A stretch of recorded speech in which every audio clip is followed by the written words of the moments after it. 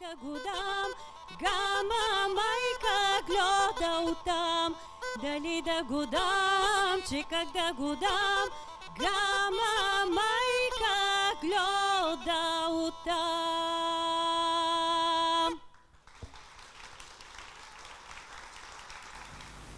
Уважаеми гости, скъпи приятели, това беше, може би, най-силната интродукция в днескашния ден, в нашата конференция. Интродукция музикална. Знаете, че когато българските гласове се отпуснат, те стигат до космоса, оттам до Вселената и са доста чуваеми. Нека да си пожелаем този глас да последва великия глас на Валя Балканска и да стигне най-малкото до там, докъдето стигна и нейния глас. А сега позволете ми преди всичко да поздравя вас и организаторите на този международен форум с световния успех на нашия протестен митинг вчера. На 28.09.2019 година в центъра на столицата на България, който има изключително широк международен отзвук. Европа, Норвегия и светът чуха гласът на мъдростта на нашата София, гласът на българския народ, стоп на Карневерн и долу ръцете от нашите деца. С събитията на 28 и 29 септември 2019 година София дава най-сериозната до този момент международна заявка да стане родоначалник на една нова област на международното сътрудничество. Закрила на семейството и право на всяко дете да бъде отглеждано в биологичното си семейство. Ползвам се от тази възможност да поздравя организаторите на този първи по рода си международен форум на неправителствения сектор, посветен на защитата на семейството. Няма права на детето без права на неговите биологични родители да го създадат, отгледат, възпитат и образоват. Противопоставянето на правата на детето на правата на неговите родители е елементарна политическа демагогия с тежки физически и психически последици за деца и родители, за цялото общество. Мисля, че организаторите на двата форума заслужават цялото ни уважение, както за раждането на една нова област на международното сътрудничество, превърнала се в кауза на милиони родители по целия свят, от Канада до Австралия, от Скандинавия до арабските страни, така и за силата на духа да издигнат своя глас против една огромна световна провокация срещу семейството и семейните отношения. Тази кауза е не по-малко универсална от каузата за опазване на мира и сигурността на ООН. На образованието, изкуството и културата на ЮНЕСКО, каузата на интелектуалната собственост на УАЙПО, Световната организация за интелектуална собственост, на Организацията на гражданската авиация ИКАО, на морския транспорт ИМО и на останалите специализирани учреждения на ООН. Днес, когато в света ежедневно се провеждат стотици международни конференции, тук в София се провежда една нетрадиционна, извън системна конференция, която няма аналог в съвременната дипломация. В дните на 74-та сесия на Общо събрание на ООН, на другия край на света, в неголяма, но слънчева и дружелюбна България, една друга международна общност, тази на Обединените родители, издигна своя авторитетен глас в защита на семейството, като естествената и най-добра среда на всяко дете по света. И това не е случайно. Тази година се навършват 30 години от приемането на Международната конвенция за защита правата на децата. Но вместо удовлетворение от постигнатото, тази годишнина поражда у нас по-скоро тревога и безпокойство за съдбата на децата по света. За огромно съжаление, светът днес е станал по-опасна среда за отглеждане и възпитание на деца. Към вечните проблеми за нарушаването на международния мир и сигурност, въоръжени конфликти и войни, бедността, гладът, мизерията, неразвитостта, през изминалите 3 десетилетия се добавиха и нови такива, не по-малко опасни и коварни. Сред тях с особена острота се налага през последните десетилетия злоупотребата с правата на децата в името на незнайни и знайни идеологии за сексуализация на възпитанието и образованието на малолетни деца, за извеждане на деца извън семейството по двусмислените и битово-центрирани критерии на концепцията за дете в риск, на специално детско законодателство и правосъдие, противопоставяне правата на родителите на правата на техните непълнолетни деца и други. Светът стана свидетел на една нова Герника на детската душа. Точно толкова разрушителна и демонична, колкото Герника на Втората световна война. Срещу децата на света се води световна война, която трябва да бъде прекратена. Стоп, Барневерн, и долу ръцете от нашите деца. В това виждам задачата и на днешната международна конференция – да постави началото на едно мощно обединено световно интелектуално усилие на хора от целия свят за спасяване на детската Герника. Особено се радвам на възможността да приветствам тук сред нас, на територията на мъдростта на София, нашите скъпи и високо уважавани гости, които вчера отчетоха нашия протест. Благодаря ви за присъствието.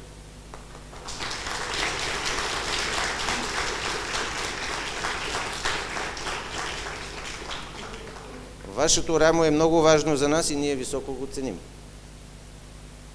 Желая успех на конференцията, на добър час! Благодаря на адвокат Шейтанов, уважаеми гости, уважаеми приятели, колеги. Благодаря от свое име и на организаторите на днешната конференция за поканата към мен лично да участвам тук сред вас.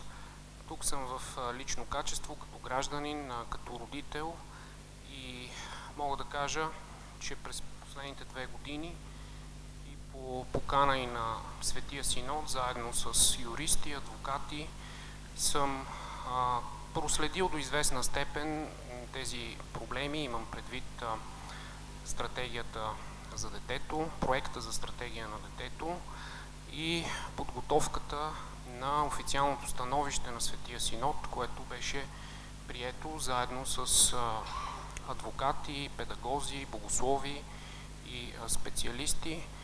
Вие всички може би познавате това становище. Лично за мен развитието на процесите с поправките в определени закони е нещо ново. Аз лично мислех, че работата по този документ ще продължи така, както беше преустановена в първата половина на тази година. Но сега всички разбираме, че някои от залегналите постановки в този стратегически документ, който остана само като проект, вече се превръщат в законодателство, вече са приети и за това е изключително важна тази конференция, ние да чуем от специалисти, юристи, адвокати, родители, които са проследили този сложен процес на промяна, трансформация на българското законодателство, да разберем какво точно се е случило, какви са тенденциите, има ли противоречия с българската конституция, има ли някакви нови идеологически постановки, които се прави опит да се превърнат в правни норми, как това рефлектира върху правата на родителите, правата на семейството и въобще каква е цялата тази насока на промени.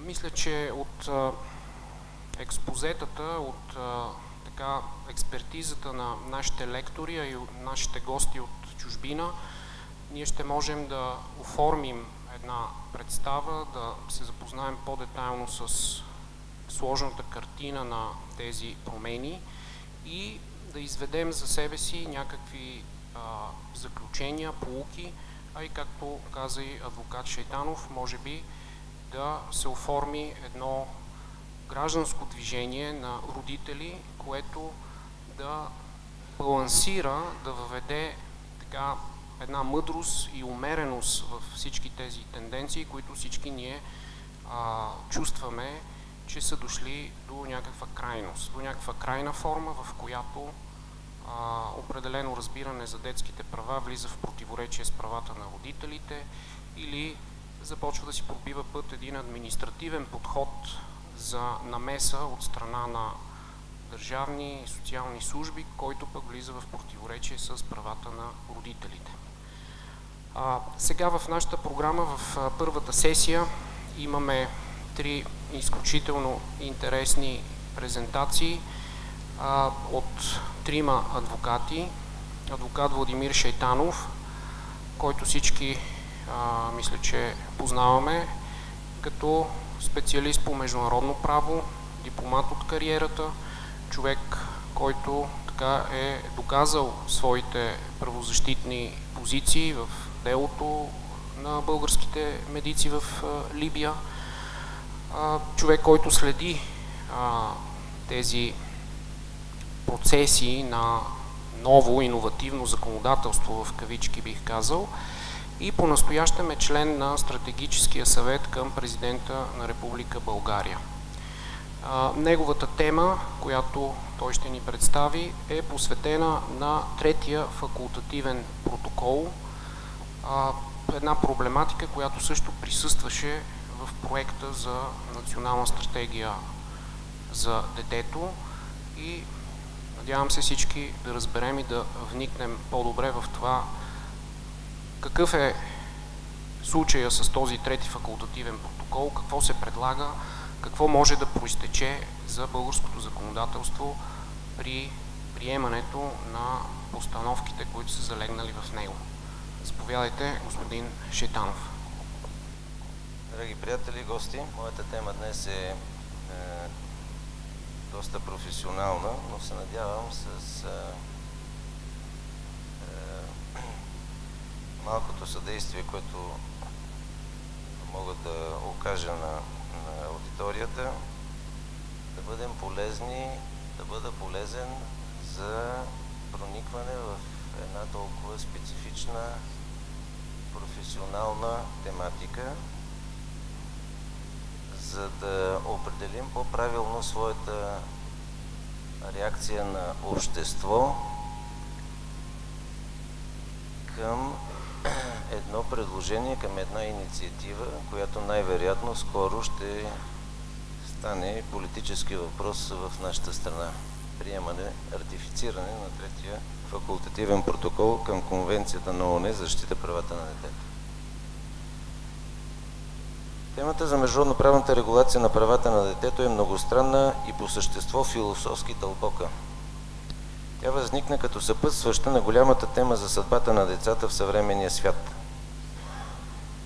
Децата на Съединените щати, Русия, Норвегия, Сирия, Сърбия, Албания, Афганистан, Ирак, Ливан и милиони други продължават да са жертва на най-тежки престъпления. Агресия, експлоатация, злоупотреба, тероризъм, дори военни престъпления и престъпления срещу мира и човечеството. Престъпленията срещу деца предлагам от тук нататък да бъдат квалифицирани като най-тежки престъпления от международен ранг, престъпление срещу човечеството. Тази тема е иманентно свързана с негативните тенденции в развитието на съвременното международно право. През последните 30-40 години международното право все по-осезаемо напуска територията на съгласието и сътрудничеството между държавите и се превръща в оръжие за геостратегическо противопоставяне.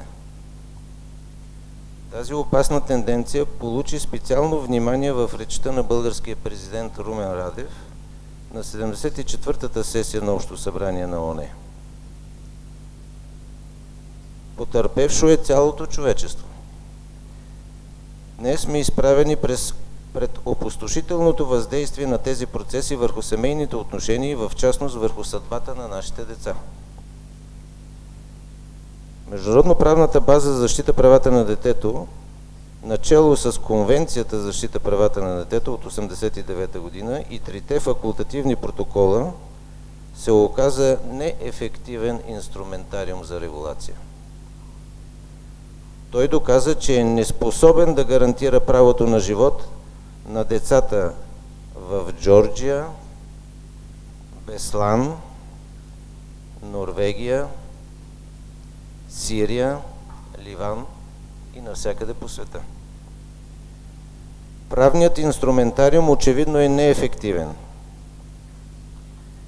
И приемането на нови правни актове, които с лекота, без търсене на международна отговорност, се нарушават в световен мащаб и това превръща кодификационния процес в самоцел. Много скъпа самоцел. За нея се плащат милиони и милиарди долари.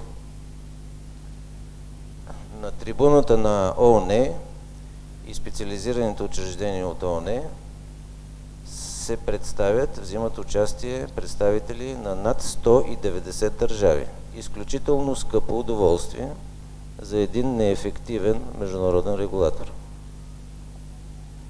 Такъв е и примерът с 3-тия факултативен протокол към Конвенцията за защита правата на детето относно процедурата за комуникиране, който е приет на Общото събрание на ООН на 19 декември 2011 година и влязъл в сила няколко години по-късно. Тук в минутите преди началото на нашата конференция наши приятели и съмишленици ни изпратиха малко информация за основния виновник в кавички за приемането на Конвенцията и 3-тия факултативен протокол. Позволете ми да ви зачита някои от тези редове. Януари 2010 година. Небезизвестната фондация ОУК отпуска десетки хиляди, а може би и повече, долари на неправителствената организация Група за Конвенцията за правата на детето с седалище в Швейцария. За да се подпомогне разработването на незадължителен протокол към Конвенцията за правата на детето за предоставяне на комуникационна процедура. Срок 1 година. Марта 2011 година. Същата фондация отпуска на същата организация следващия доста благороден транш, за да увеличи максимално натиска върху държавите да изпълняват своите задължения съгласно Конвенцията за правата на детето и нейните незадължителни протоколи. Да се разработи 3-ти незадължителен протокол към Конвенцията, за да се осигури комуникационна процедура, която да позволи на децата и техните представители да подават жалби за нарушение на техните права. На немалолетните деца. 19 декември 2011 година е приет новия факултативен протокол, 3-ти към Конвенцията за правата на детето.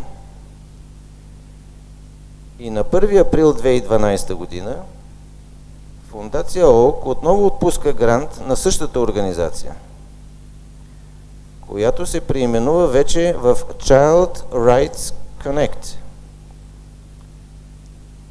Целта на гранта, в кавички, да координира участието на гражданското общество в кампанията за ратификация на новия факултативен протокол относно комуникационната процедура и да продължи да интегрира правата на детето в други механизми и процедури за правата на човека на ООН.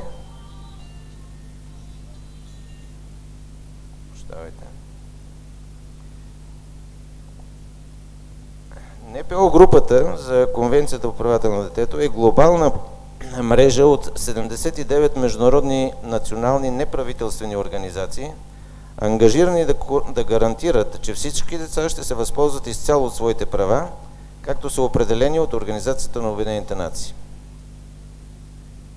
Септември 2019 196 държави ратифицирали Конвенцията за правата на детето, само 45 са ратифицирали въпросния трети факултативен протокол.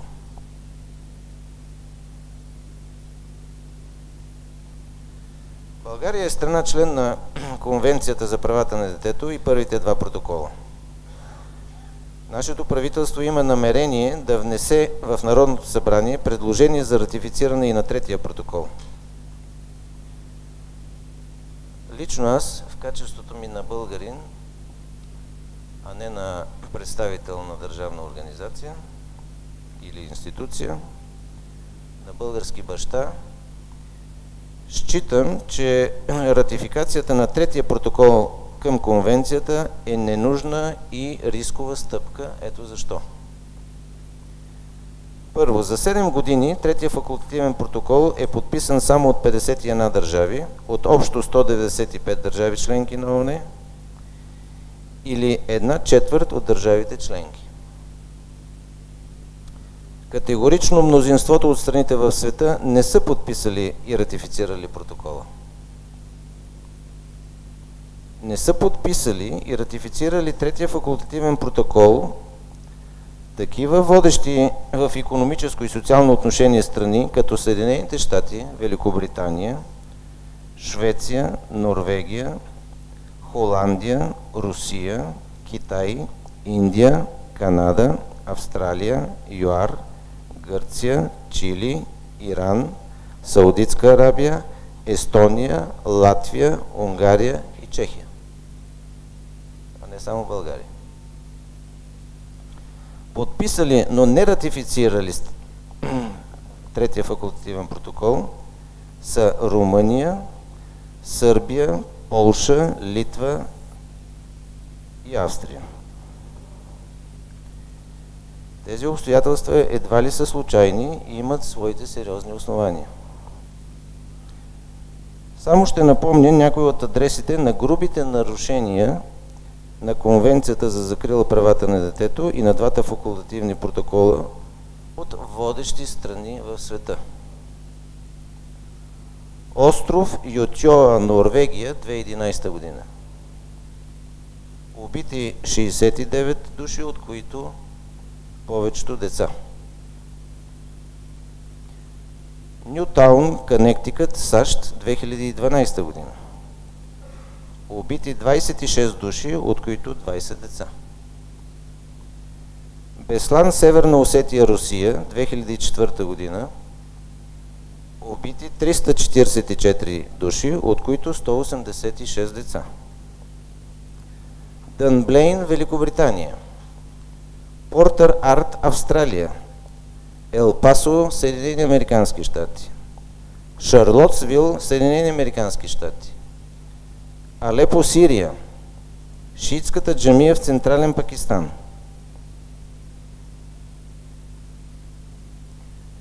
Причините за неефективността на Международната конвенция за закрила правата на детето и третия факултативен протокол са многобройни. Бих извел на преден план следните. Много ограничен кръг държави, които са обхванати от този протокол, е един сериозен недостатък. Извън действието на протокола остават повече от 2/3 от населението на света. Извън приложното поле остават такива общопризнати нарушители на детските права, като да прескоча от тактичност на именованието на някои държави, което намалява значително полезността на този регулатор. Второ, слабостите на този международен договор като международен правен инструмент. Международен правен акт от не особено висок ранг, защото това е един протокол, при това факултативен, разрушава фундаментални, устойчиви и общопризнати принципи на правото, като института за недееспособността на непълнолетните деца. Въвежда международна правосубектност на непълнолетни деца. С моята кратка професионална биография не съм чувал по-голям абсурд от този. Руши конституционна и международна регулация на семейните отношения, като противопоставя правата на родителите на правата на детето и така нататък. Второ, самият текст съдържа редица проблемни полета.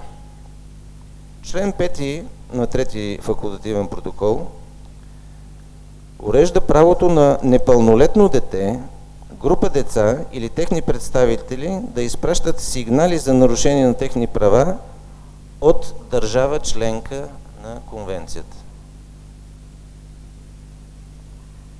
Обръщам внимание на обстоятелството, че се дава право на анонимни представители, неизвестни представители. Може да бъде неправителствена организация, може да бъде приемен родител, може да бъде извънземен. И всички те имат право да изпращат сигнали до Комитета за правата на детето за нарушаване на тези права от името на конкретна държава. Тоест, малолетните деца се изравняват като субекти на международното право с държавите. Член 4 на същия протокол гарантира анонимността на обществото, анонимността за обществото на авторите на сигнали срещу държави за нарушаване правата на детето. Изрично е записано, че конвенцията или протокола гарантират анонимността на подалия сигнал. Тоест, извънземните имат спокойно право, както и всички ние с вас, да подават сигнали. Това е нова иновация в международното публично право. Когато субекти от други цивилизации стават субекти на права и задължения по международното публично право. Трето, възможност за неограничено разширяване предмета на действието на трети факултативен протокол и навлизане в изключително спорни и полемични области, като детско правосъдие, ранно сексуално образование, буквално от люлката, до 4 годишна възраст, административно извеждане на деца от семейството без първоначална санкция на съда. На следващо място, възможности за злоупотреба с правата на децата от един неограничен кръг кандидати за нарушители, включително тези зелени човечета, за които няколко пъти вече говоря.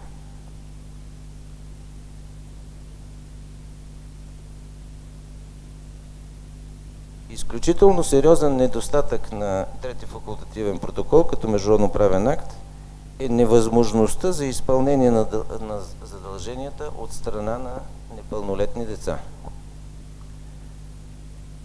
Например, едно от условията за активиране на механизма на третия факултативен протокол е изчерпване на всички правни средства за защита по вътрешното законодателство. Представете си сега, че вашето бебе на 17 седмици, да речем, нали, реши да изчерпи всички правни последици, всички правни възможности за защита на неговите права на територията на Норвегия, България, Великобритания или някоя друга от страните по този протокол. Как точно ще стане това, на мен не ми е ясно. Европейската конвенция за правата на човека поставя същото условие, само че на възрастни деца. И много от тези възрастни деца на по 60-70 години не са в състояние да се справят с тези изисквания. Очевидно, тук има някакво новаторство, не знам какво. Второ, има преклузивен едногодишен срок за правото на жалба до Комитета за защита правата на детето. Ако някой от вас има деца или внуци на 2-годишна възраст, може ли да ми обясни как това дете или внук ще се справи с това условие? И ще наблюдава неизтичането на преклузията. Много смели, иновативни международноправни решения ни се предлагат.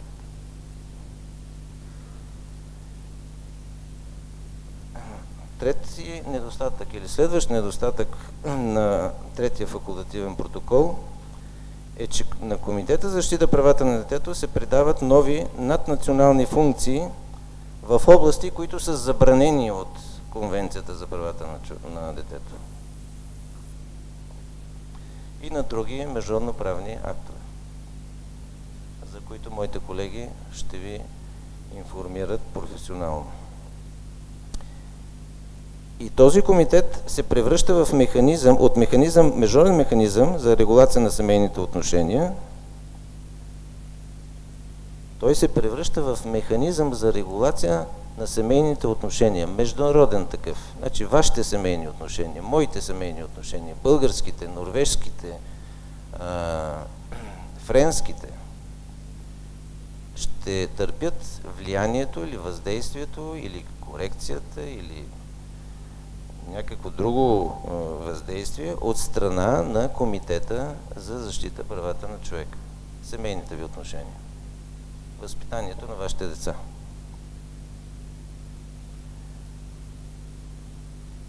И последно, той продължава да развива линията на противопоставяне правата на децата на правата на техните родители. Лично аз, моето дете, го считам за част от мен. Моите права са част от правата на моето дете и обратно. И как точно ще се противопоставят правата на моето дете на моите права? Как точно ще се противопостави лявата ми ръка на дясната?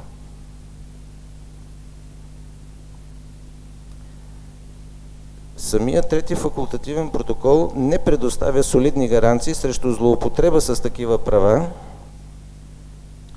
на каквито злоупотреби се нагледахме вече в цяла Европа. Нашите приятели от Норвегия вчера споменаха някои от такива примери. Има издадени книги вече, антология на злоупотреби с права. Може би България ще се включи към попълване на списъка в тази антология. В рамките на съществуващите международни инструменти за закрила правата на детето през последните години се появиха правни институти със съмнителна международна легитимност, като сексуализацията на децата от раждането им до 18 години, детско правосъдие, изнасянето на деца извън семейството със съмнителни основания, допускане на неправителствени организации, както национални, така и чуждестранни, до събиране на чувствителна информация за деца и тяхната семейна среда, до взимане на съдбоносни решения за съдбата на детето по анонимни сигнали, до силно ограничаване на съдебния контрол в първите месеци на отнемане на детето, до лишаване на детето на родителите от правото да определят образованието, възпитанието на детето в детските градини и училищата. Позволете ми в заключение, в качеството ми на експерт по международно право, като български юрист-международник, да заявя, че категорично моята страна не трябва да ратифицира третия факултативен протокол към Конвенцията по защита правата на детето, защото той влиза в противоречие с Конституцията на Република България, с основни принципи на регулация на семейните отношения в България и представлява опит за легитимиране ролята на субекти на международното право на деца, не навършили пълнолетие. И защото отваря широки възможности за злоупотреба с права на децата по материални и политически подбуди. Благодаря ви.